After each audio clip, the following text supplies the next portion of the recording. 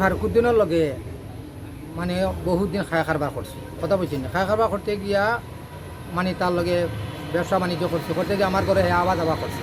আওয়া যাওয়া করতে গিয়া মনে করেন আমি তো মানে বিভিন্ন ধরনের মানে মানুষের মাত কথা মাতিতে গিয়ে আমি মানে লক্ষ্য করছি না। এখন তো দেখা যায় কয়েকদিন গেছে যে বেটিরা আমার শ্বশুরবাড়ি গেছে গিয়া, যাবার পরে তো আমি তো কইয়া গেছে তেমনি গ্রামের মুরব্বী যখন লিয়া গেছি, বেটি আয় না।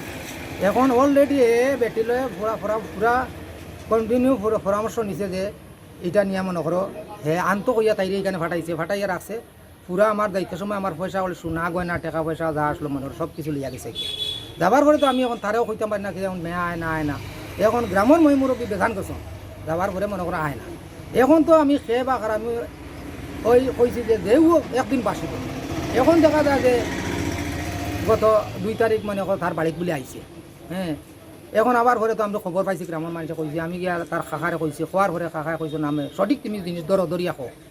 এখন গ্রামের মুথল্লি কথাটা বুঝেনি, ধান বাতিও যা ফারুকুদ্দিন ধান বাতি যা ঘটনা করছে।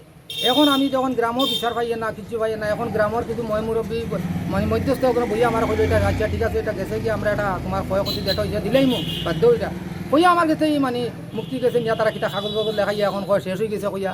এখন মধ্যস্থ কয় আমি এটা কইতে পারতাম না, তারা মানে না। ও না পারতে কি আমি আইনের আশ্রয় লইছি।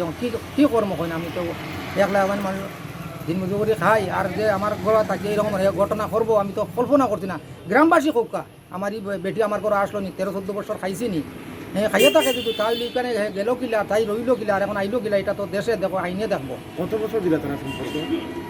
গত বিধানসভার আগর বিধানসভা আমার এখানে বুট দিয়া তাই গেছে, তাই বাবার বাড়ি।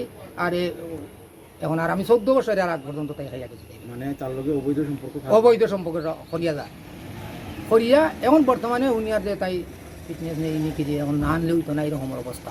এটা কি